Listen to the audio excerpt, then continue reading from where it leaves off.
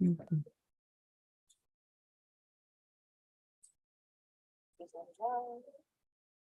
Okay.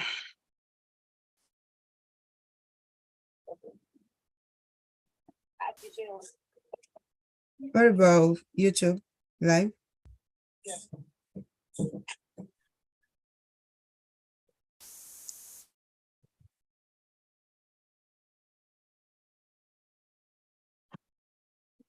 All right. People that are looking that say it's not live. It's live now. Okay. All right. Sorry for the delay. Yes, we are on. Whew. Thank God. How are we doing? Good evening. Good evening. Welcome to all the viewers. Thank you. Thank you for waiting for us. We have a little bit technical difficulty. All right. But we good. Sorry for the delay. All right. How are we doing? Looking all good? Yeah, Yeah. doing good. Been a Good. busy day, but thank God we survived it. Very good. Right. Yeah, we can always survive. All right. So I want to welcome all the viewers. Thank you for joining. Thank you for taking time out of your busy schedule to join us to hear what we have to say. I'm sure some of you are so like, really? They're going to be talking about sex? Yes, we're going to be talking about sex. Good evening. Good evening, Dr. Bumi. Thank you. Thank you for joining us. So tonight we meant what we sent out, that we really want to discuss what we don't know about sex, because believe it or not, sex is God's idea.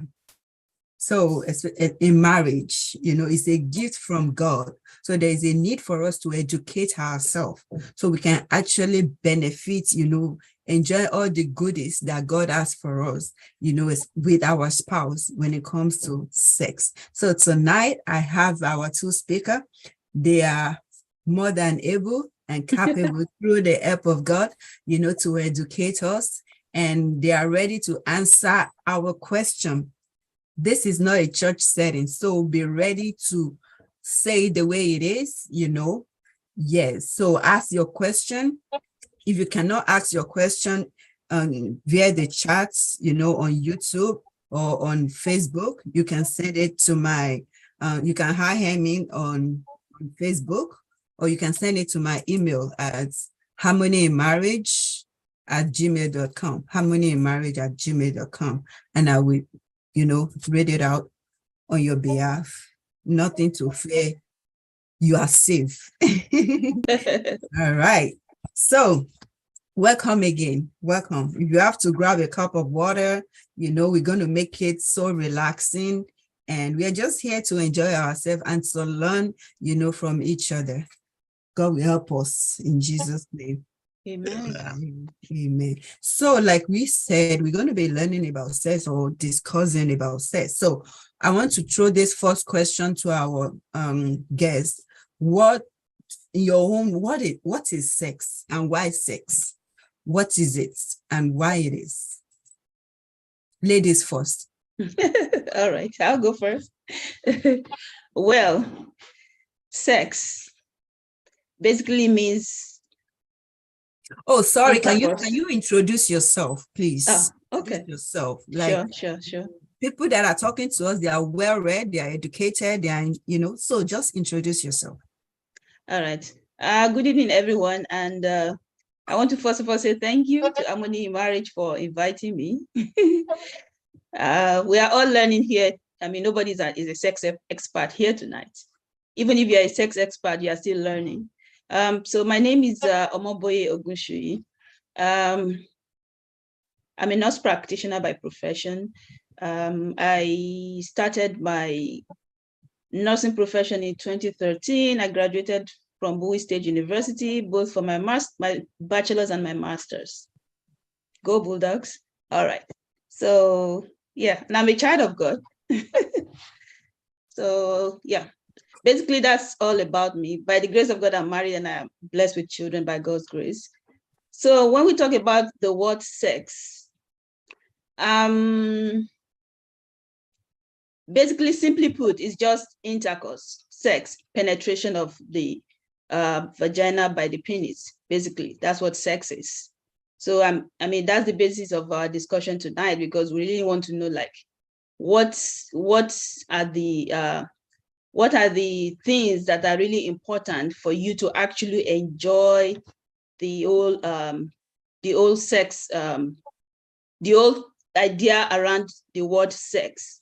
But basically, sex is just, penetration of the vagina by the penis, simply put. Yeah. Thank you. Dr. Toyebi, do you have another addition to that?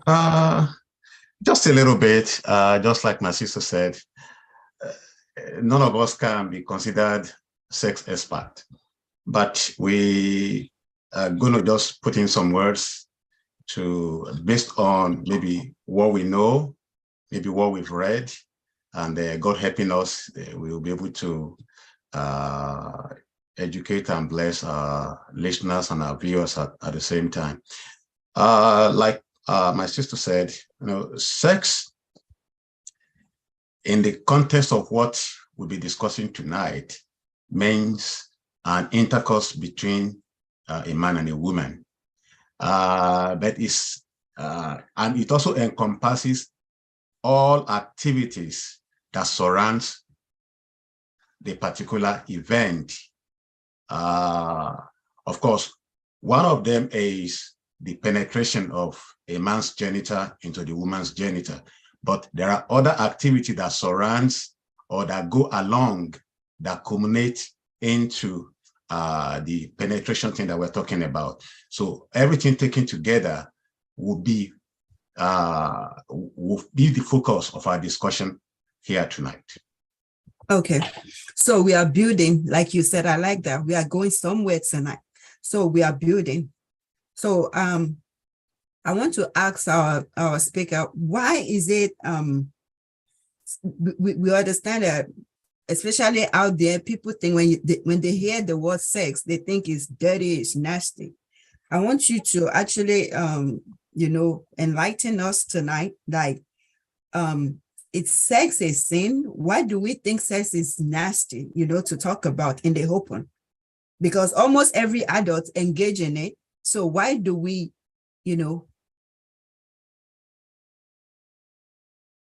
Okay, you want me to go first? Okay. Yeah, I can go first. I think a lot of things influences people's perception about sex. For example, depending on where or how you grew up, or the people that raised you. Some cultures teach their children right from a young age that sex is a bad thing, that having sexual intercourse is a bad thing. It's something that you should run away from. Some parents even teach their children that, when you see a boy, as a girl, if you see a boy, you run away from them, you don't let them touch you and all of that.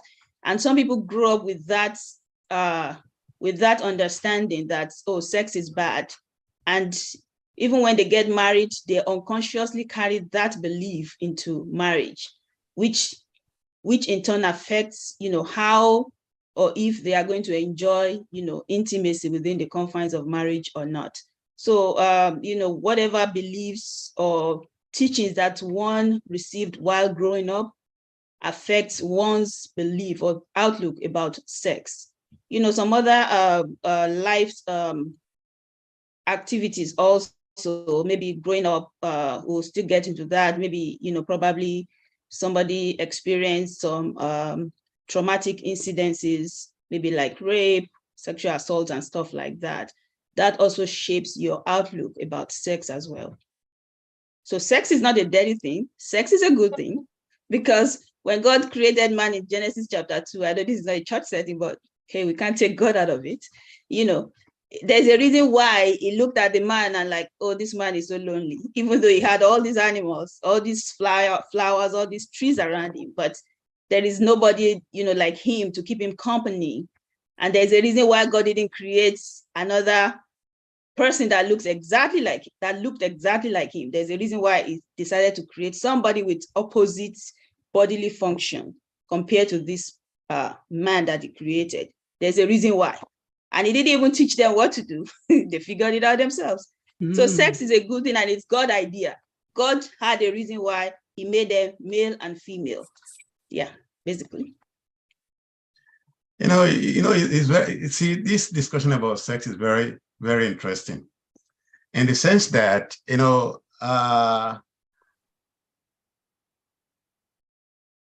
our research was carried out about the factors that influence divorce.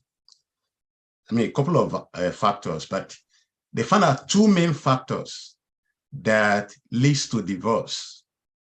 One is sex, the other one is money. And interestingly, these are the two main issues that we don't talk about. Mm-hmm. In most cultures, like my sister said, people don't talk about sex because they feel sex is dirty. But sex is not dirty if it is done in the way that God himself laid it out. Because just like when go beyond human beings, look at all the animals, every animal that is on the face of the earth engage in sex one way or the other. So when we look at it from that perspective, it means that God designed sex. And especially when he created man, I mean, man as a human being, not just male gender now. He said, be fruitful and multiply. So how will they be fruitful and multiply? They have to have sex. And, if sex, again, sex is not just about procreation alone, because if sex is just for procreation and it is not done in a way that people enjoy doing it, think about it in a way that, okay, if you have to do something that you don't find interesting, will you do it? Probably not. Even if the thing is eventually beneficial, but it is not interested doing it, you don't find it interesting doing it, you probably won't do it. But when God designed sex, partly for procreation, but he made it in such a way that when his creation engages in it, they'll be able to enjoy it. So the simple thing that we're talking about is sex is not dirty. God designed it, and we are to enjoy it in the context that God designed it for. When we do it in the proper way, it is very, very interesting. It is very, very pleasurable, and there's no guilt attached to it. Thank you so much. I like that. And I want to piggyback on what Ms. Ogunshi said about that God didn't, he didn't teach them how to have sex. So these days, and part of the reason why people think sex is dirty is, okay, it has to be missionary. If anything outside of missionary is a sin. What is your opinion about that? You're talking about the position that we maintain when we have sex. Because she said God he didn't teach them how to have sex. He just, he created the man, the woman, and then said, go and be fruitful. Yeah, I think, like I said, it's a natural instinct that God has given to all living beings. And even human beings, we teach our children, and our parents taught us so many things growing up. But I'm still very young, but I've been on this earth for quite some decades now. I've never had or seen a place or a situation where a parent sat down their children and say, this is the way to have sex. But for some reason, everybody was able to figure it out. Now, when it comes to what kind of position do we maintain, commonly, yeah, people do what they call the missionary style. But couples in a marriage relationship can figure out what works best for them. There is no position that you maintain that is one is more righteous than the other. And there's no position that is a sinful position, to be candid. So whatever position that couples find more pleasurable for them, they could explore. That's why they are couples, right? So for as long as they can agree with it themselves, you know what, let's do it this way, let's do it that way. And that brings about the importance of communication in sex. Because each partner must be able to enjoy the act of sexual intercourse. Otherwise, it becomes an endurance or a task that let's just do it and get away with it. But it shouldn't be that way. So communication is very important. Each partner should be able to talk, you know what, this is the way I like it, that is the way I want you to do it. And as we grow up together and we explore each other together, we discover that sex is very, just to put it mildly, very pleasurable. Pleasurable. Okay, I'm just going to piggyback. I'm just going to pick up from where you stopped. And that is the fact that the word that you use as you grow up together, because we are talking sex now within the confines of marriage. Mm. And one thing is that, sex is a skill, meaning that, for example, I got married in 2006. The things that I knew when I got married and started, having sexual relations with my husband, I discovered a lot of things that I didn't know. And even as women, we change, our body changes. And so that's why sex is a key, because you have to keep learning. For example, you get married, you become pregnant, your body's changing, right? What gives you what used to give you pleasure before you got pregnant might not be giving you pleasure now that you are pregnant during intercourse, and then you have a baby. A lot of other things is going on because you have to take care of the babies. And I don't want to go ahead of myself, but a lot of issues are going to be affecting how and if you will be enjoying intercourse or not. And that's why it's very important that as our body is changing, both men and women, as we are growing and aging, our body changes, our desire changes, the things that gives us pleasure changes. So we have to keep learning. We have to keep communicating, like Dr. Atoyebi said. We have to keep communicating. Maybe there's a way that he or she touches you that used to give you pleasure before, but not anymore. But in another way, it does. You communicate that with each other. And that is how sex can be pleasurable. Sex is meant to be pleasurable. Wow, thank you. And that leads me to our next question. What are the benefits of a healthy sex? Now both of you agree, or you just letting us know that yes, sex is good, it's pleasurable and stuff like that. So can you maybe let our viewers, let them know maybe 2 or 3, benefits, that they can get from having sex with their spouse? Because like Dr. Atoyebi said, some people think it's just a tax, for women. Okay, sex again, I've listened to people saying, is it food, and stuff like that. So, and I also want you to touch on sex education. When, some of us, when we got married, we didn't have any sex, sex education. Now they give in school, for children, they go through that process. A lot of people, maybe people in their 40s now, they don't really have such opportunity. So can you touch on that? What are the benefits, and when is the best to actually give, to get sex education? Is it too late and stuff like that? Okay, so talking about the benefits, especially within the confines of marriage, which is, our basis for this discussion. One of the benefits is if there's a great sex life in the marriage, then the marriage relationship is going to be a great one as well, and vice versa. If the sex life is horrible, things are not going to go well, you know. Everybody's going to be, they're going to be cranky, angry, irritated, and all of that. But for one to have a great sex life, I don't know if you want us to go there now or we'll touch on that later, because there are a lot of things that have to be in place for a married couple to have a great sex life. It could be great.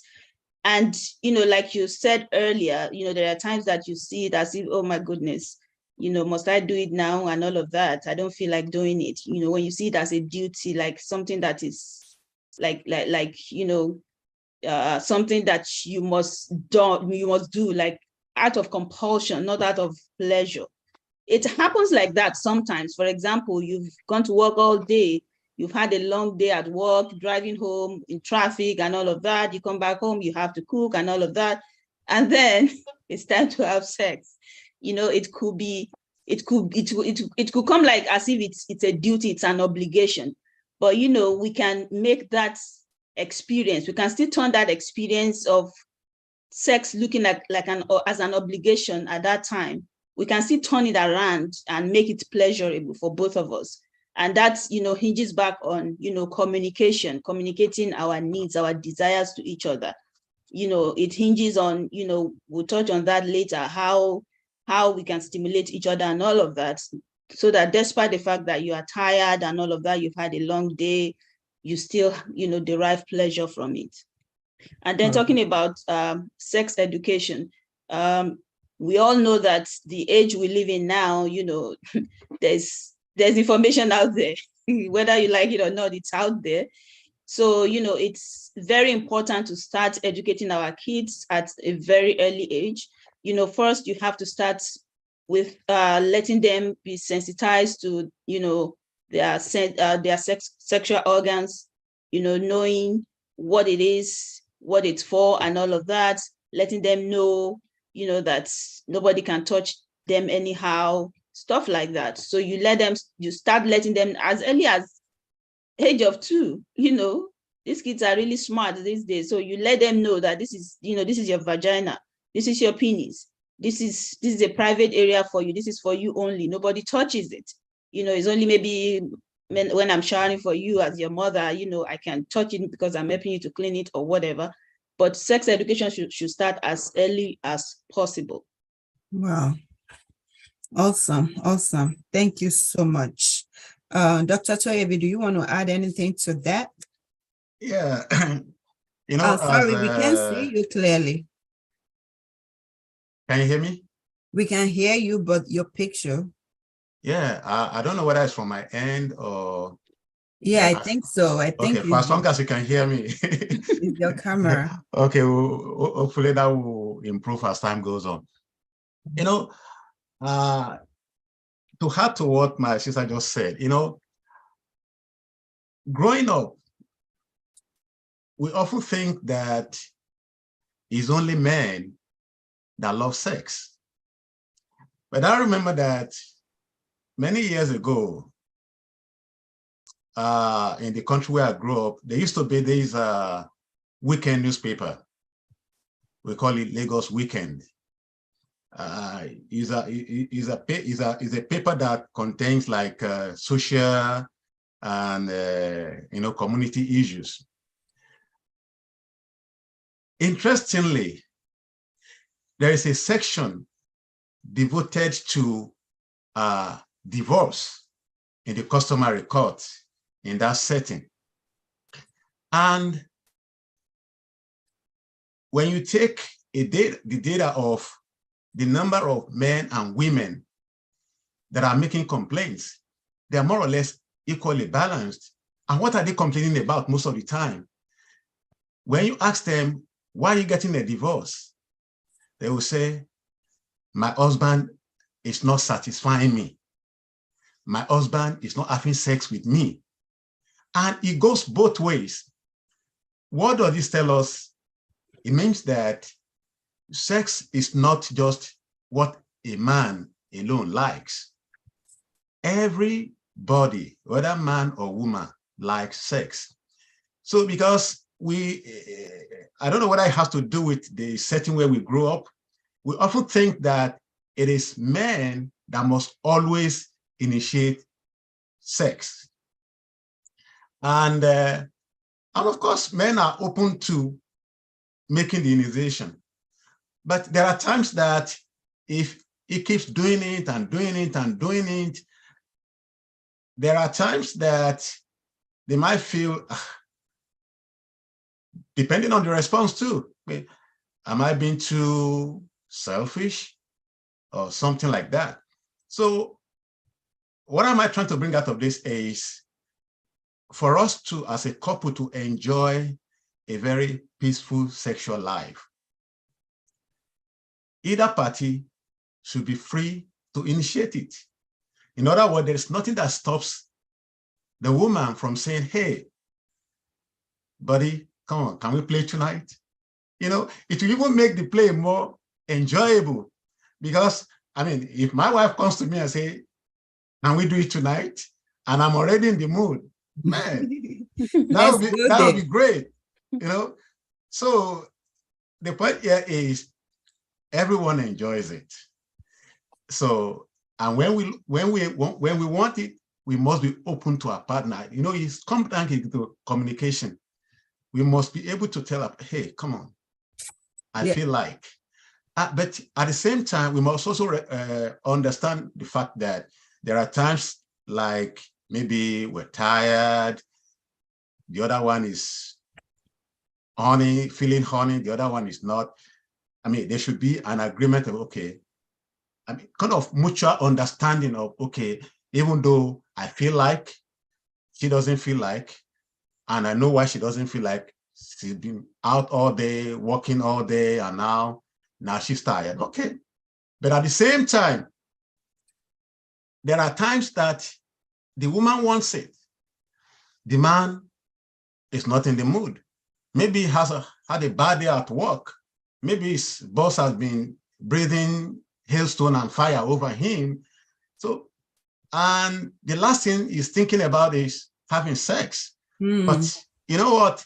When we say, communication is again very important, because if you find yourself in a position where you are not in the mood because of what is happening in your job or some other thing that you've been thinking about, by the time you open up to say, this is what is going on, you might find out that just a word of assurance from your partner might even set you in the mood, because that stress that seems to be weighing you down, that is affecting your sex life or sex drive in a negative way, is already taken off. Lifted.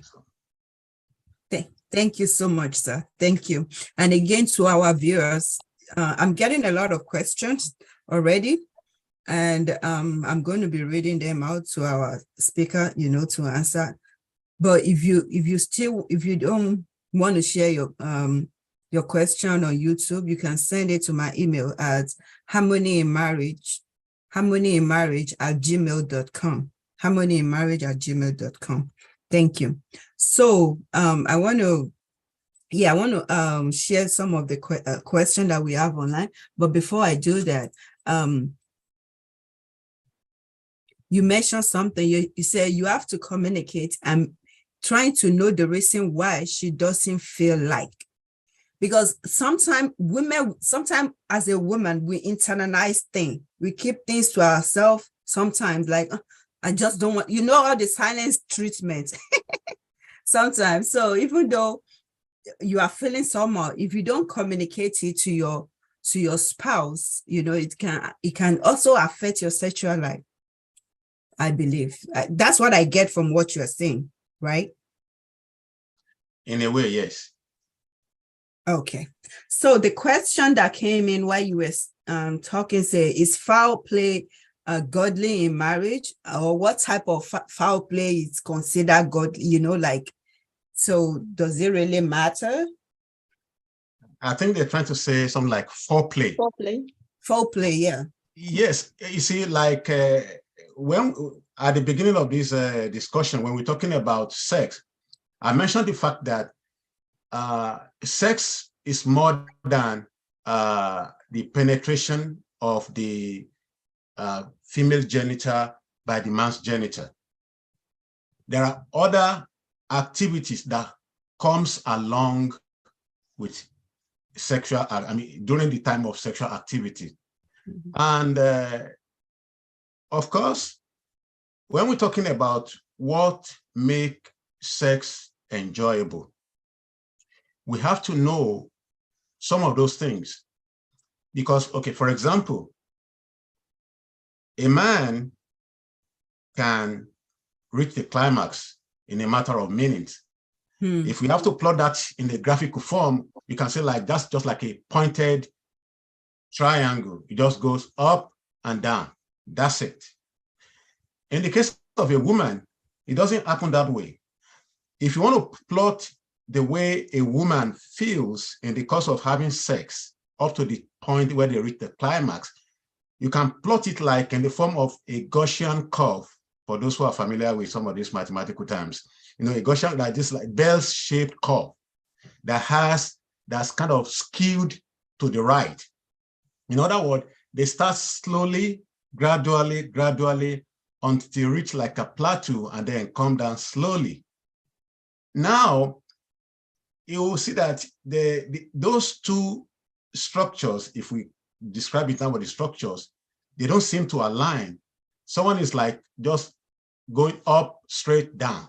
The other one is going gradually up and then down. So how do we reconcile those two? Because, for example, by the time the man goes up and down, it's done. But then the woman is still left there hanging. If this continues over and over again, it might make a woman to lose interest in sex because it's like, I just don't want to have it. In some cases, they might even feel they are just being used. I hate to use it. I hate to use this language. They might feel like maybe they're just being used because they are not really deriving the pleasure and the benefit that they actually look toward to when having sex. So how can we take care of such things? Naturally speaking, it takes time for a woman to reach the climax or orgasm, as we call it.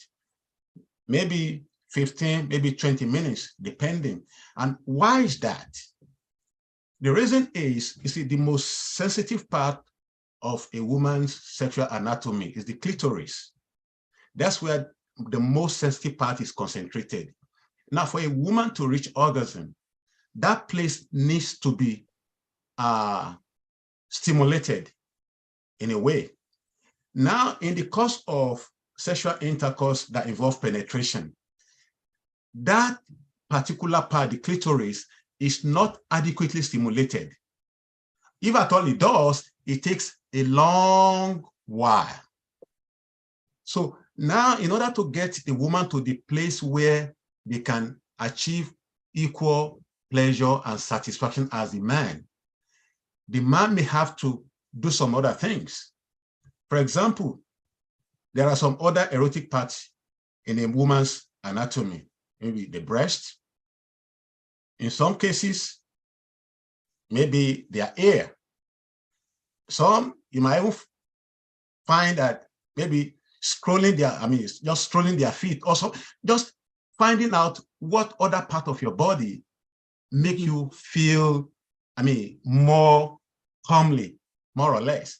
So those are some of the things. So there's nothing wrong in fact, foreplay is recommended because when you do that, you touch those areas that are, those areas, you can say erotic area that can make a woman also to reach orgasm as much as the man himself will help them both to enjoy the act of sex.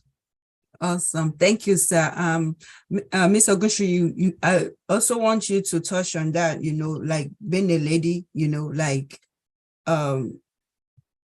like he said, if you are not, honey, if you are not there yet, you won't even, you don't want to go for it again, because it can actually cause you pain, it could be painful as a result of, so I want you to please touch on that. And yeah, so like Dr. Atoyebi said, it is very important for both partners to understand each other's anatomy, especially of the sexual organs.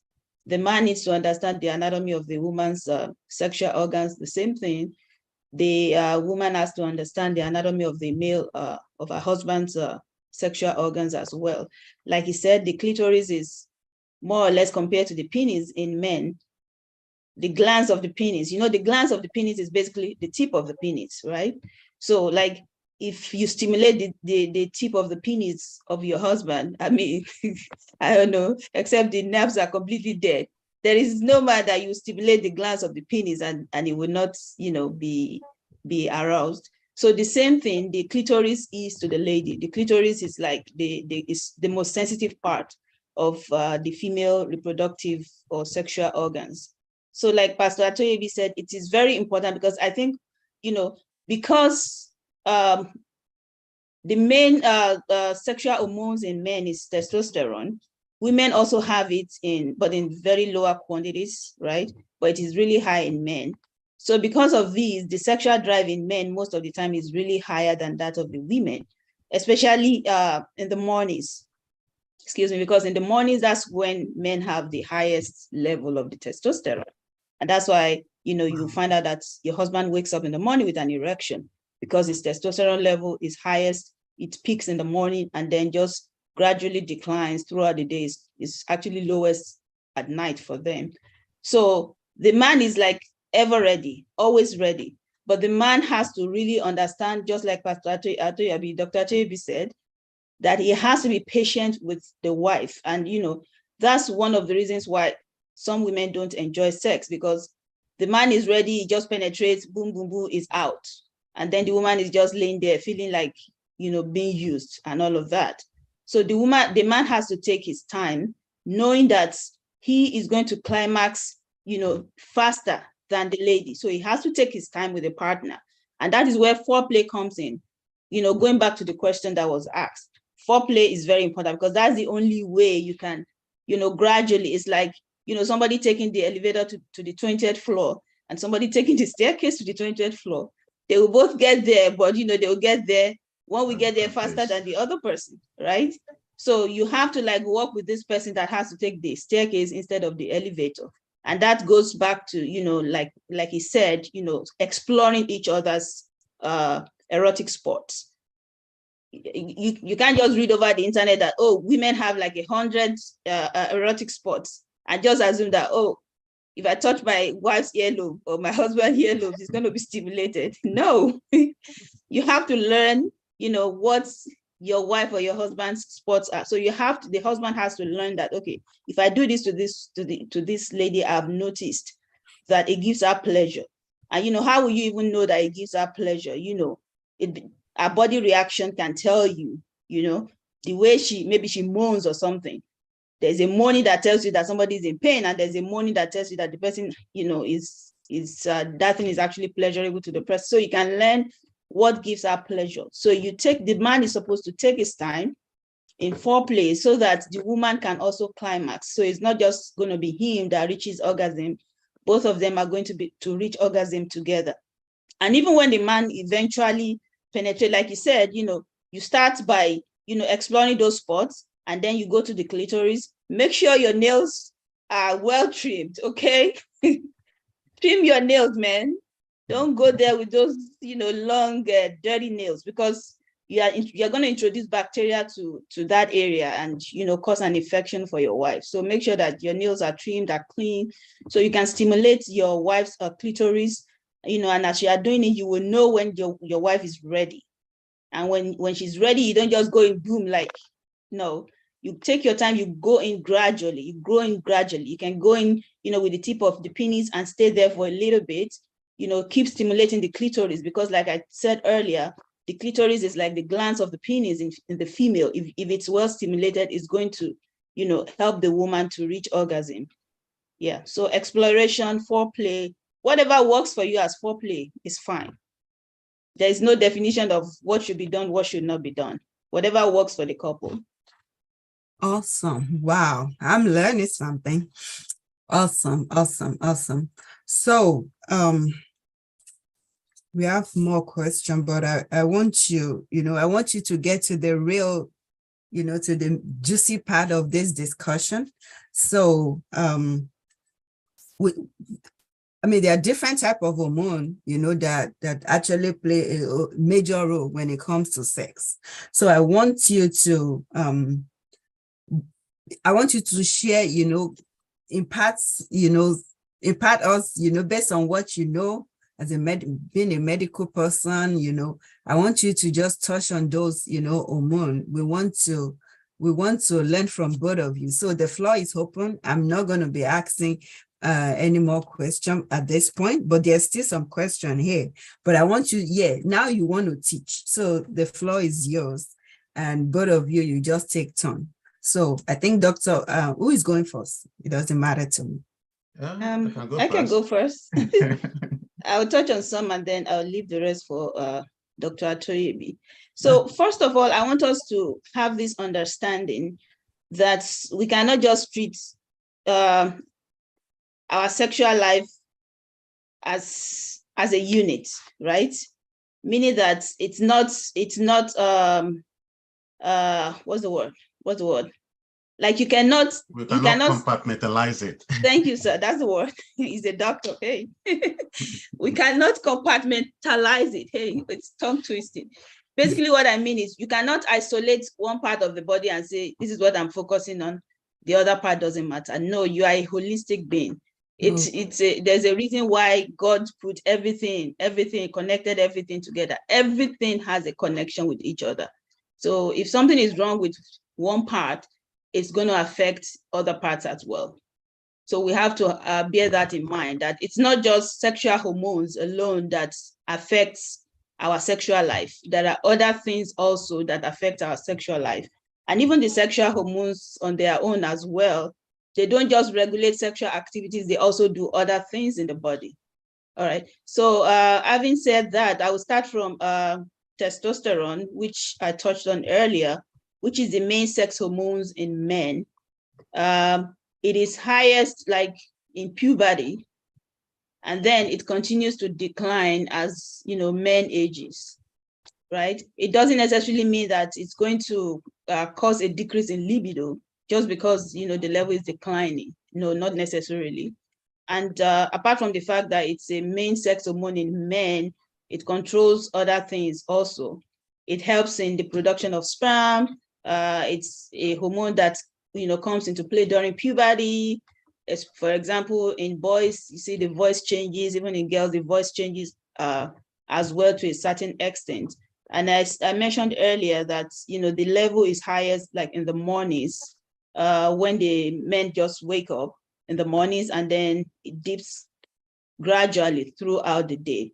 I want us to understand what hormones are first, right? They are chemical messengers, that are produced by the endocrine glands, and then they are released into the bloodstream, and in order for them to regulate bodily processes. So they regulate a lot of things. A certain hormone can, regulate sexual activity as well as regulate your mood, leading to, if it is too high or too low, can cause depression and stuff like that. So that's why I said they don't just do one thing, they do a lot of things at the same time. So the estrogen is the main hormone, sexual hormone in the female, responsible for body changes, especially in puberty, like breast growth, like pubic hair. It affects cholesterol level, and that's why when you approach or get into menopause, there's a possibility for the cholesterol level to start going higher if you're not doing other things that you're supposed to be doing, because estrogen level begins to decline at that age. But it might not be the case for everybody, but there's that possibility. It also affects our mood, it affects our energy level. Now, the estrogen hormone also regulates sexual response, libido. Libido basically means sexual desire. So it affects the sexual desires in females. For example, that the female have the menstrual cycle. So now when you are going towards your ovulation period, the level of the estrogen is highest at that point. And that is why when women are, at that stage in the ovulation period, you tend to be, you tend to have more desire for sex. Thank you. You tend to have more desire for sex. Your libido is really, really high at that point. And even during menstruation, your libido, tends to be really, really high at that time. And then towards the end of the cycle, it dips again. It decreases and then picks up. So in women, the fluctuation of the sexual hormone is less compared to men, because men's sexual hormones like fluctuate throughout the day, highest in the morning and then dips until towards the end of the day, whereas our own fluctuates over a period of 28 days. Another hormone I would like to talk about is the thyroid hormone. The thyroid gland is the gland that is located like right here in the front of the neck. It's an hormone that regulates metabolism in the body. And so if the thyroid hormone level is low, it's definitely going to affect one's response to sex, to one's desire for sex. Yeah. All right. I will leave it out there for Dr. Atoyebi to continue. Well, I will talk more on the testosterone as it affects men, and maybe estrogen as it affects women, essentially.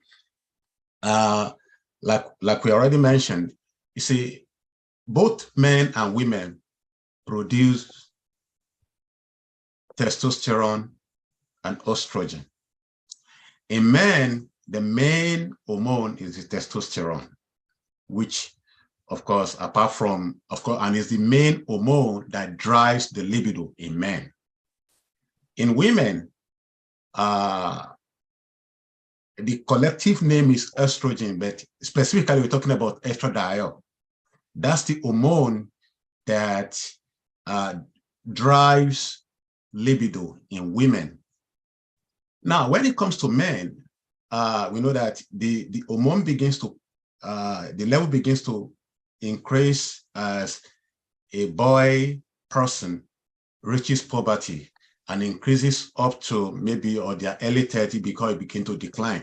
Now, when we say it begins to decline, it doesn't mean that it falls so low. Now, declining means that because there's a range. When we say normal hormone level, is a range. Like for men, for example, the range, what is considered normal could be anything from maybe 300 microgram to 1,000 or 1,002 microgram. So anything within that range is considered normal. So for example, maybe somebody starts at 900 microgram, for example, as their age increases, it begins to decline.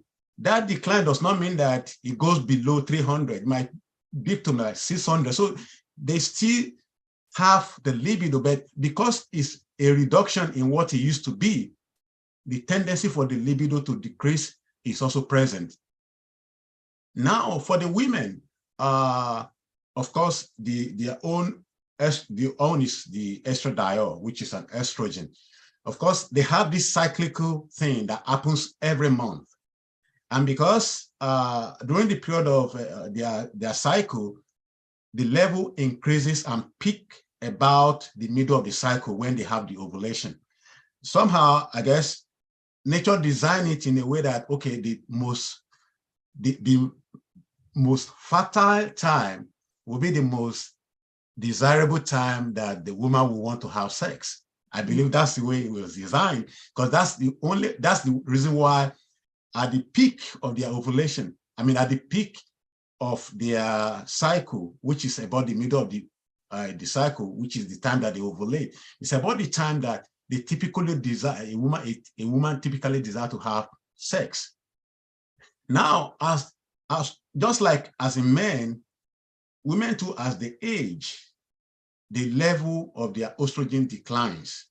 But in the case of the women, the declination is even more drastic, in that a woman has a time when the menopause, whereby the hormone level drops so drastically. And because, like my sister said, the hormone, particularly the estrogen, does more than just increasing a woman's libido. There are other things that the hormone does is for strengthening of their bones, for the proper lubrication of their vagina and all those things. When the level drops, of course, all those areas are also affected. So it's not just enough that it decreases their libido. The fact that the vagina now becomes drier makes sex less desirable because it becomes less pleasurable. I mean, there are things that can be done to maybe to increase the lubrication, but those are some of these things that we see that hormone does, that because it varies as we age, can affect our libido and our desire for sex. Now, there's something I need to mention here. For example, in man, there's a difference between a libido and erection.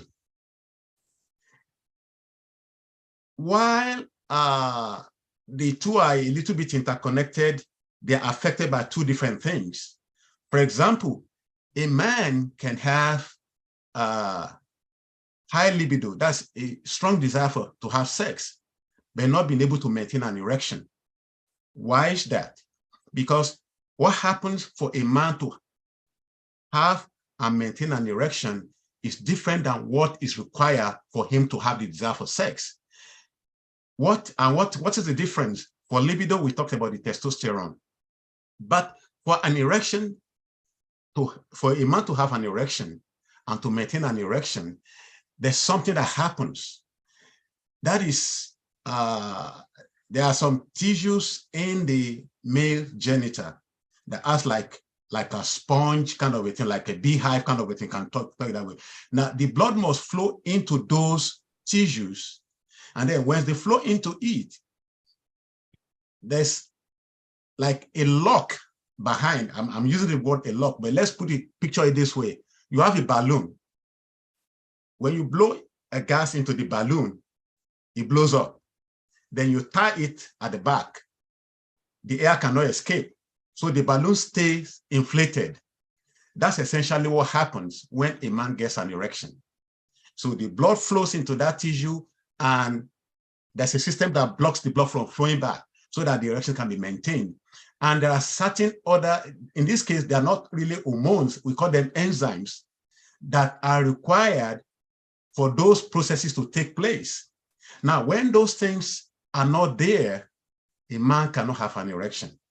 Now, if he does, he might not be able to stand for a very long time. So that's where things like those erectile dysfunction medication comes into the picture, because what the body does is the chemical that the body produces that enables a man to be able to maintain an erection.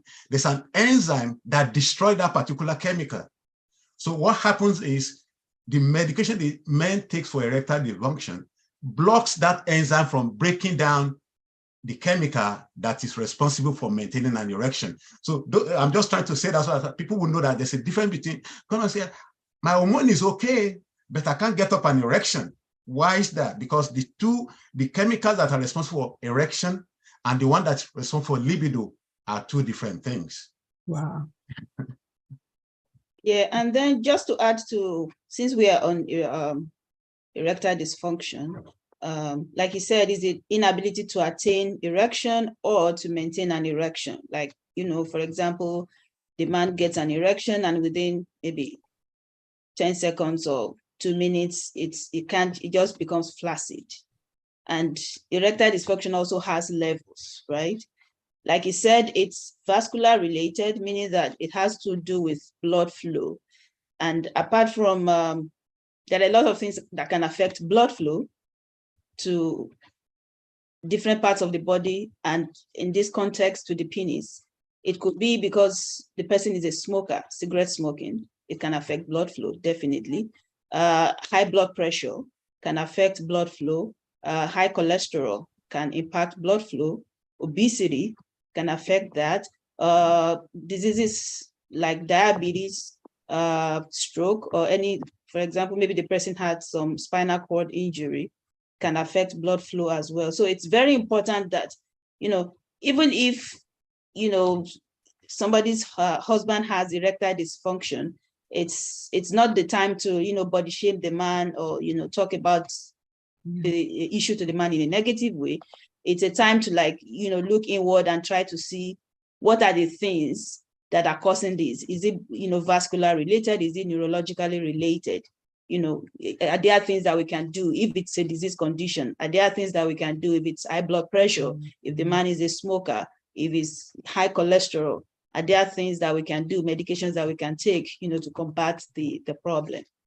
Yeah, thank you. Well, is this spiritual related? Well, it could be.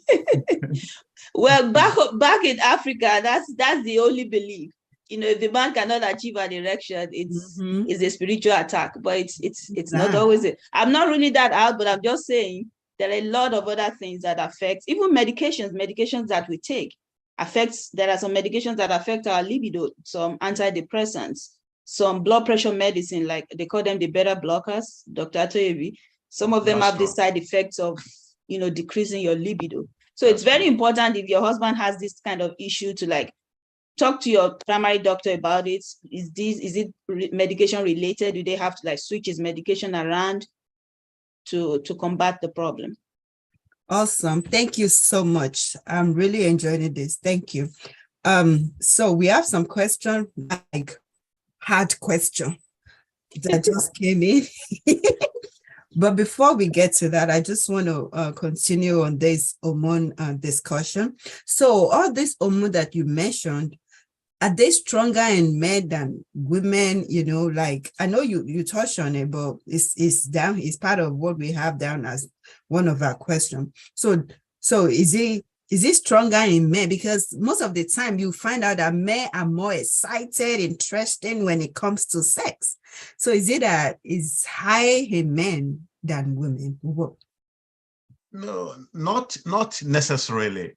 Because now when we're talking about these hormones, they are not all exactly the same. Like we're talking about testosterone in men, estrogen in women. Those are the two key hormones. I mean, there are other ones that maybe in the course of sex or having sex that are released that actually brings about those pleasurable feelings, like the dopamine, as they call it. I mean, those may be the same in both sexes. But when we're talking about the testosterone and the estrogen, there are two. I mean, one is predominant in men, the other one is predominant in women.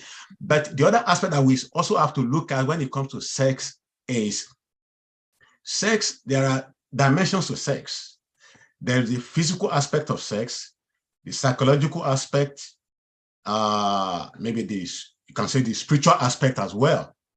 Now, the physical slice, the cultural aspect may be part of the thing that drives a man to be more outspoken when it comes to sexual matters.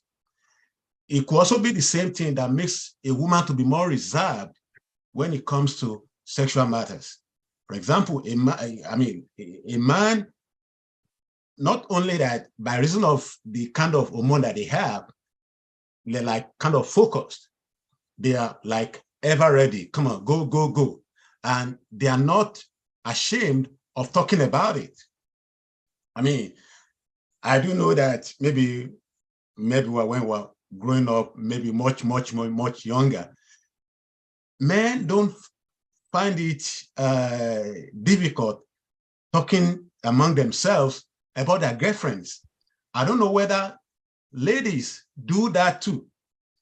So these are some of the, the cultural barrier or the cultural factors that may affect why a man is more outspoken when it comes to sexual issues than the woman. Then the other part is, like we said, as we grow older, this hormone changes. For a man, it might not be as drastic as in a woman. For example, in a woman, by the time they're approaching menopause, the hormone level, particularly the estrogen, has dropped below what we consider the normal level. And that definitely affects their drive for sex in a negative way. Then not only that, it makes the vaginal area to become drier. And having sex when that area is dry is not fun.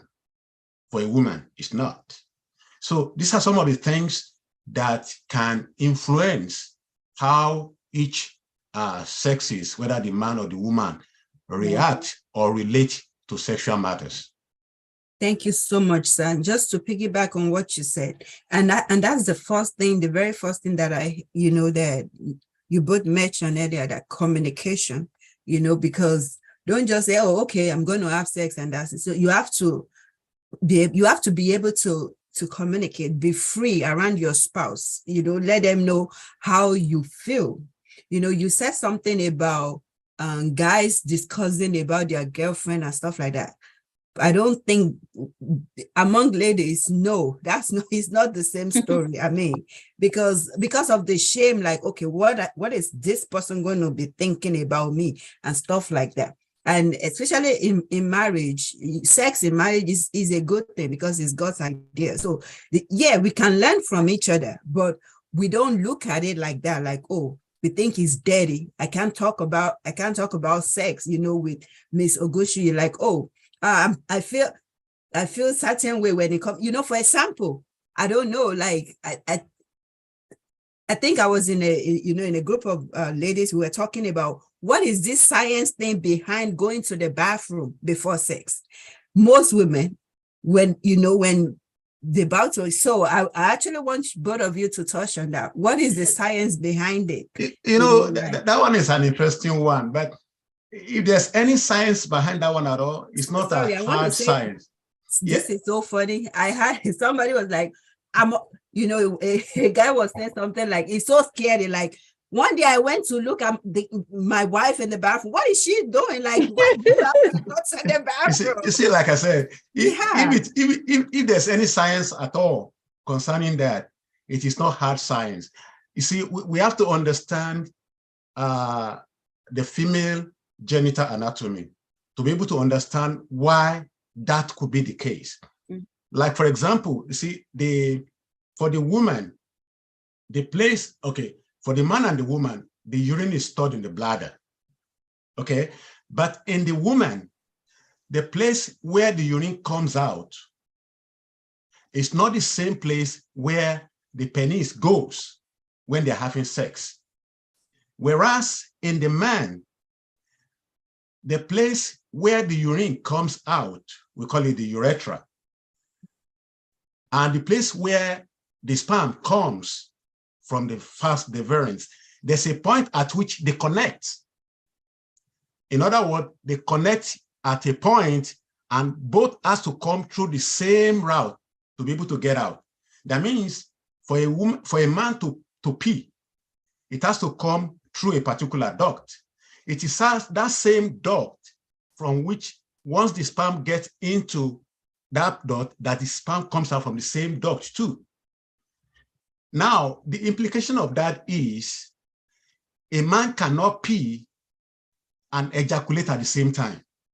It is either or.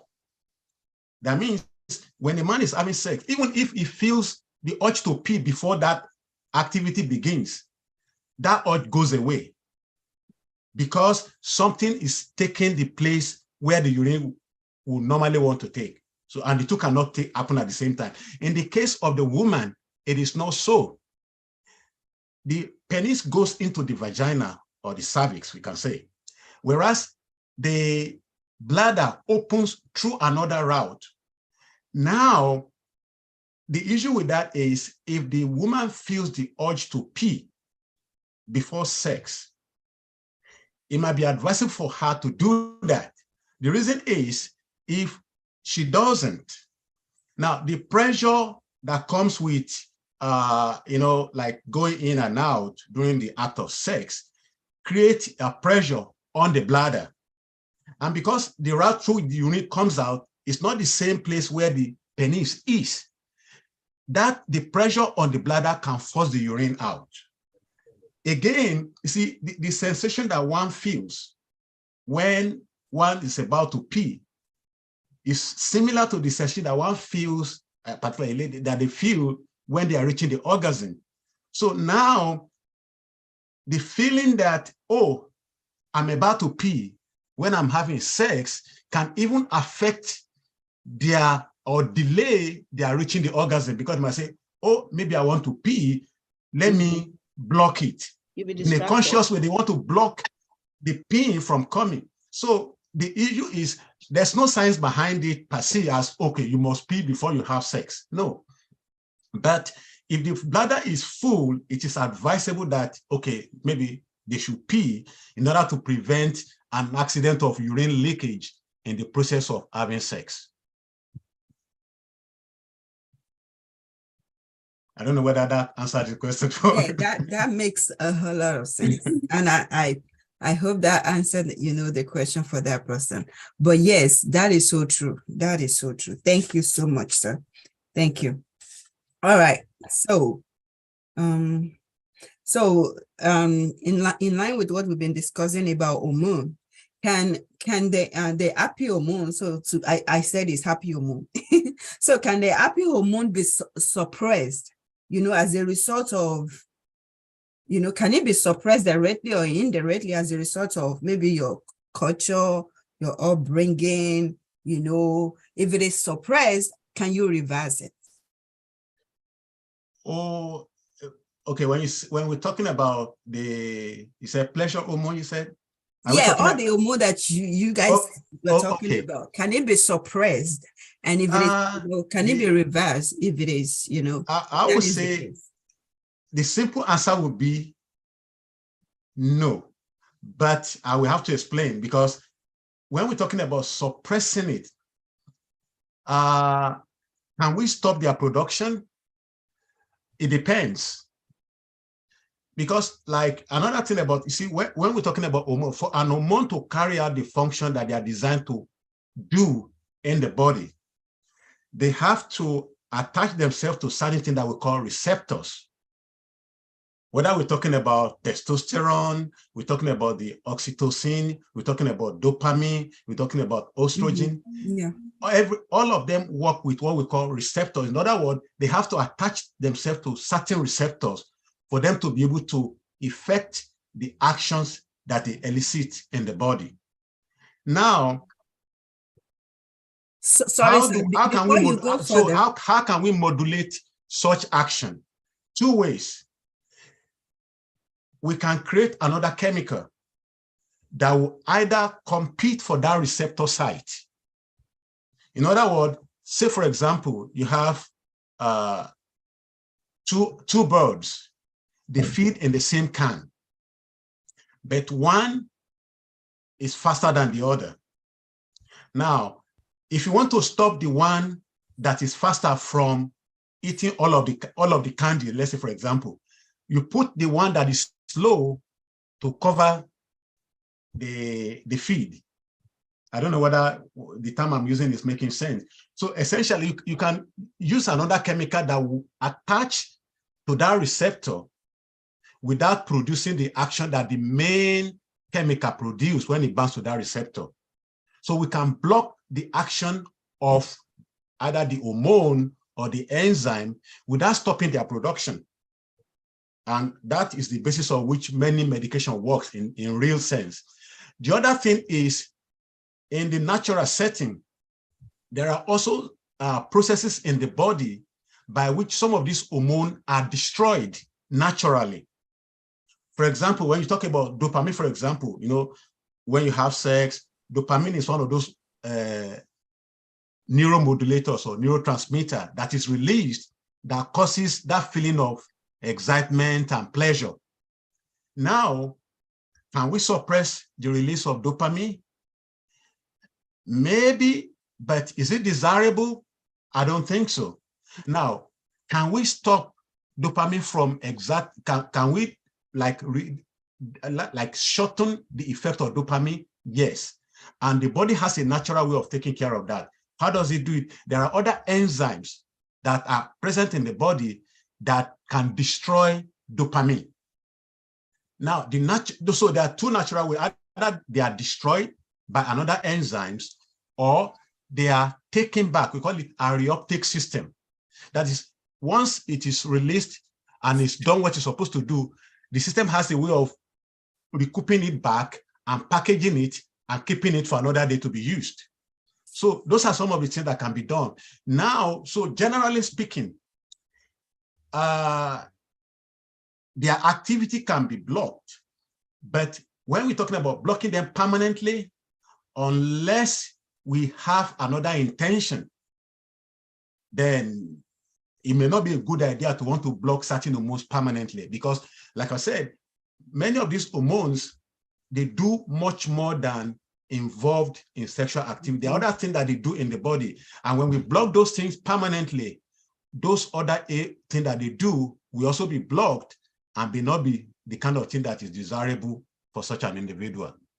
Yes. So just to elaborate on that, sir, for example, people that have, due to their upbringing, you know, like you never hear anybody talk about sex, you see sex as something that is bad, or maybe they have childhood sexual abuse or something like that.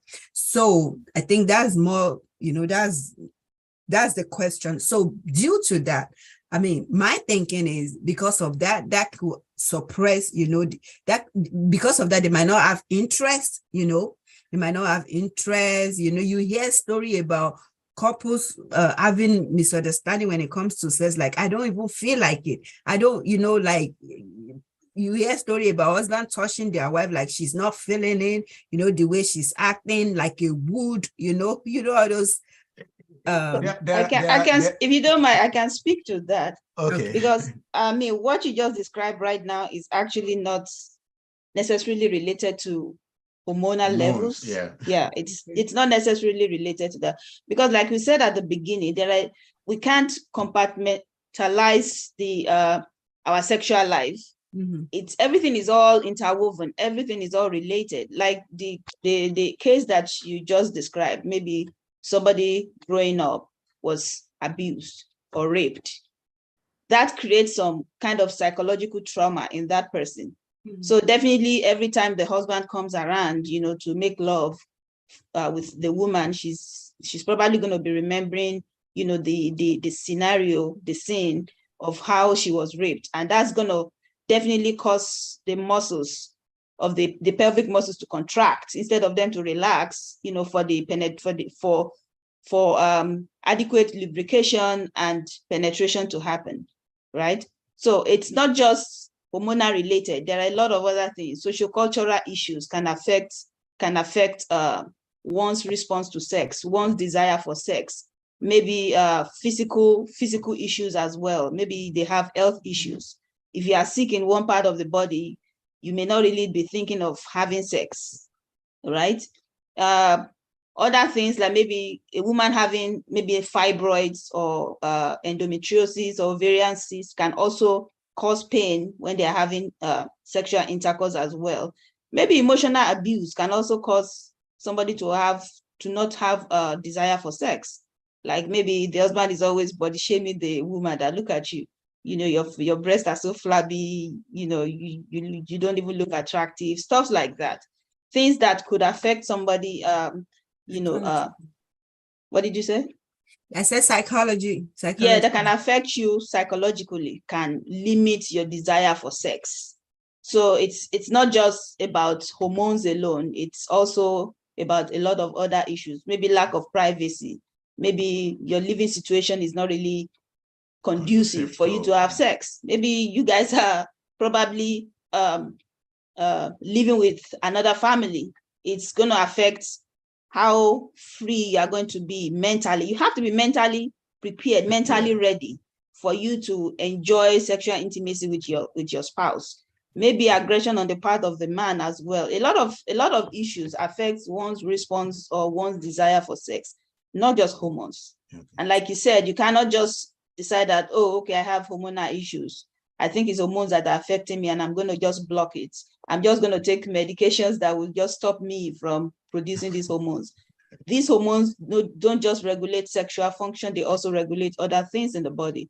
So it's very important before one goes there and, you know, go to Walmart or whatever and start taking over the counter stuff. to discuss with your doctor to see if it is the right thing for you to do. Well, awesome. And just to add to that a little bit, you see, like we said, there's the physical / cultural side of sex, there is psychological part and the spiritual part.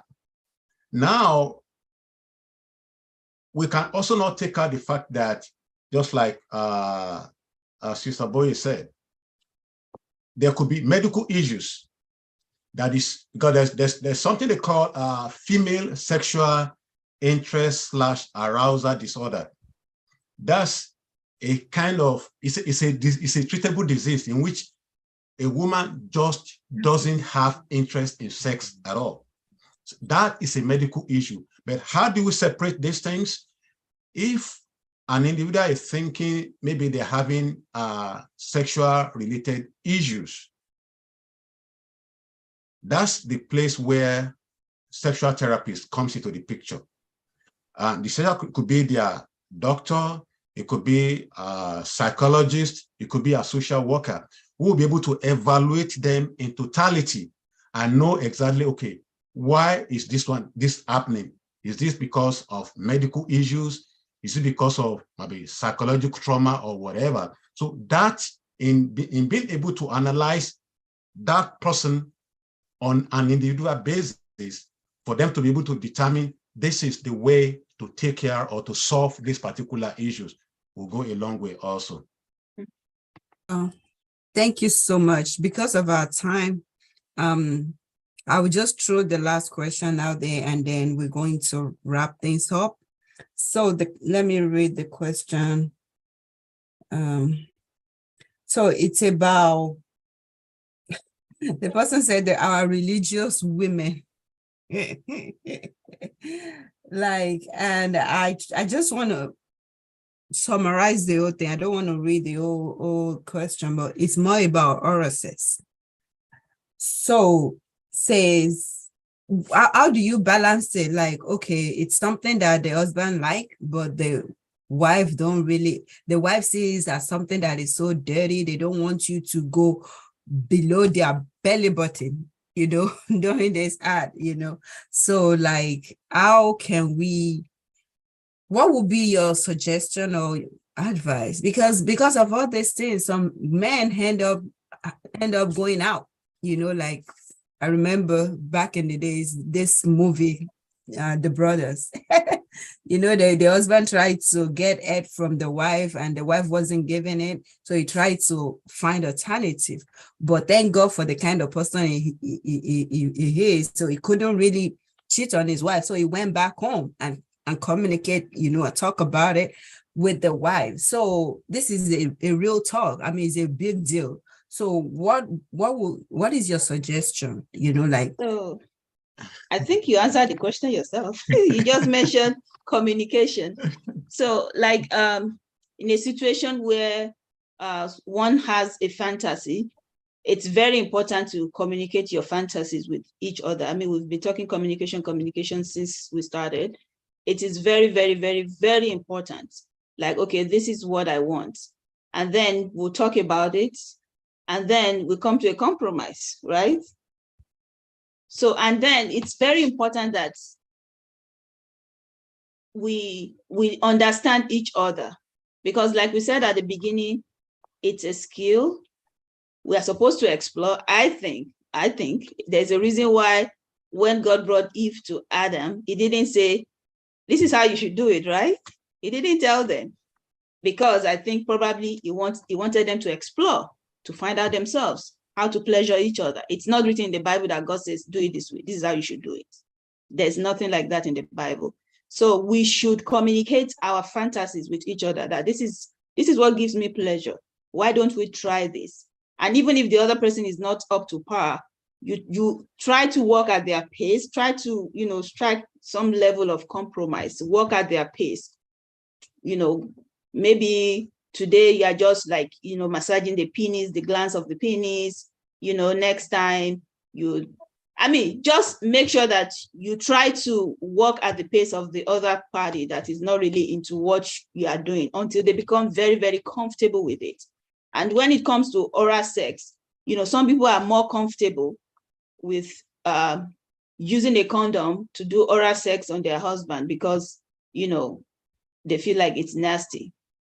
Personally, that's, you know, so if it is something, if that is what is going to solve the problem, then try to just talk about it and, you know, look for ways around it that can make it comfortable for the other, that can make it easy for the other person to get comfortable to doing what you think is going to give you pleasure, basically.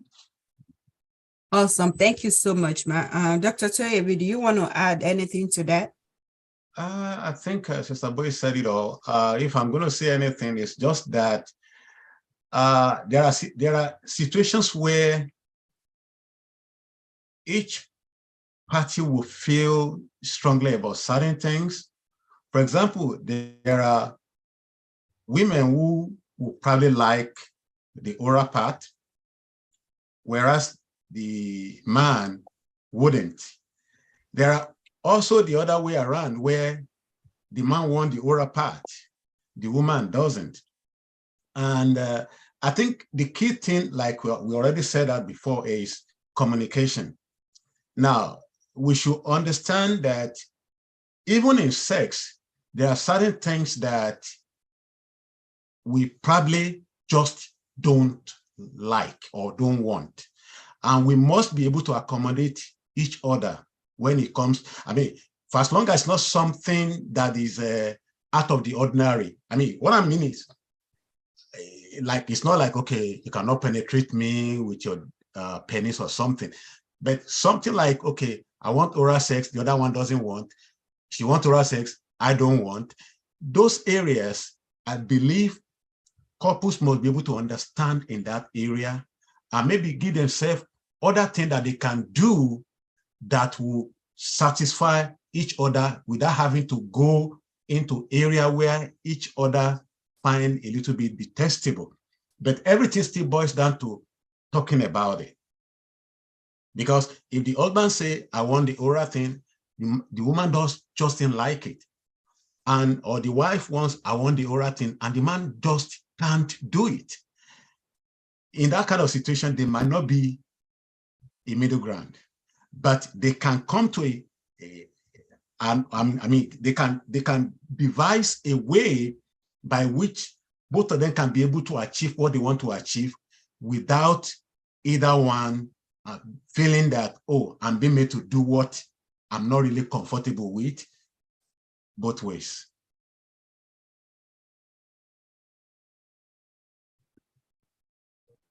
Okay. Yeah, you're breaking up, Dr. Toyebi. Okay. Thank you so much. Wow. I hope we answered the question for that person. Can you hear me? Yeah, we can hear you. Yes.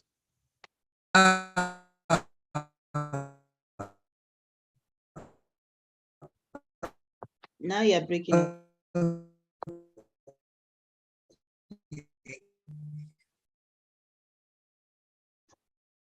Okay. So today, like, it's no templates on how you should, you know, play with your spouse. We didn't hear you. It's We up didn't to hear you. you. So it's not about religion.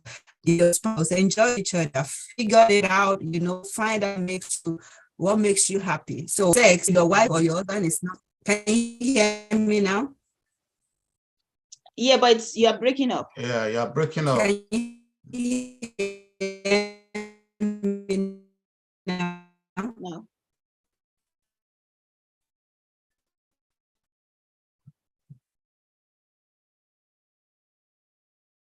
Hello? Oh, how about now? How about now? Anyways, hello? Okay, yeah, now.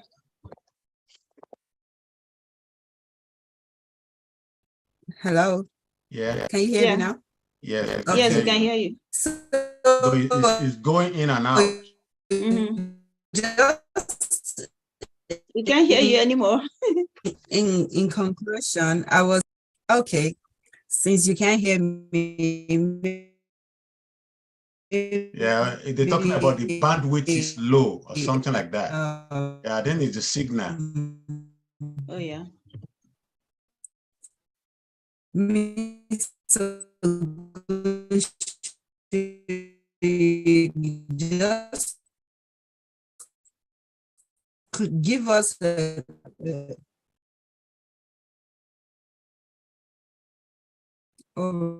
We can't hear you. Really? We can't. I'm not get that from but this also, you can hear me now? Yeah, I Okay, think it now has we to do with can. the signal. Yeah.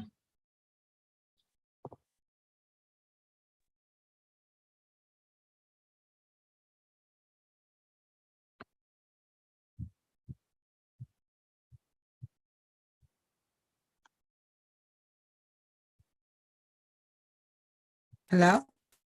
Yeah. Can you Yep. hear me now? Yeah, we're hearing you, but Lalan is breaking up. It's going in and out. Can you hear me now? Keep talking. Let's see. Can you hear me now? Yes, yeah, we can hear you now. You can hear me now? Yeah. Oh, Lord. Anyway, thank God that it wasn't acting like that. Yes. So, but I want to say, oh, okay. I want to say thank you to both out in the public to discuss. But I want to say thank you to both of you, for taking the bold step to talk about this, even in the public. Believe it or not, you don't know what you have done. You have helped somebody out there, because this is actually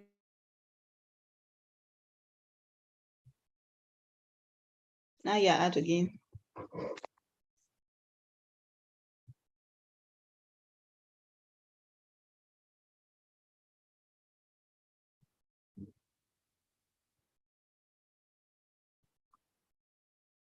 Now the audio is gone. Yeah.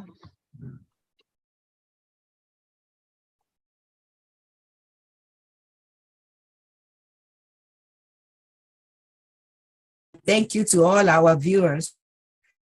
Thank you. Thank you. All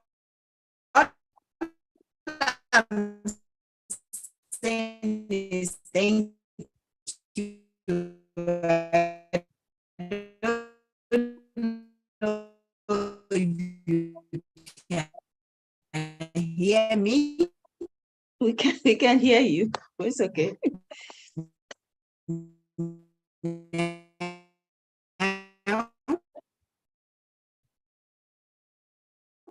But I'm just thanking you for it. Like, okay, thank you. I don't know why, but I was just thanking both of you, for coming out. I was just thanking both of you for coming out, because I know this is a topic that nobody really want to talk about it in the open. But I want to say thank you to both of you, for taking the bold step to, being vulnerable, and you really, you actually impact a lot of marriages tonight. And our viewers, they will listen to this over and over, and even you'll be surprised, some generation to come will listen to what you have taught us tonight, and they will thank you for it. So I really appreciate you. Thank you so much. And thank you to all our viewers for listening, because without the viewers, then we won't have a show.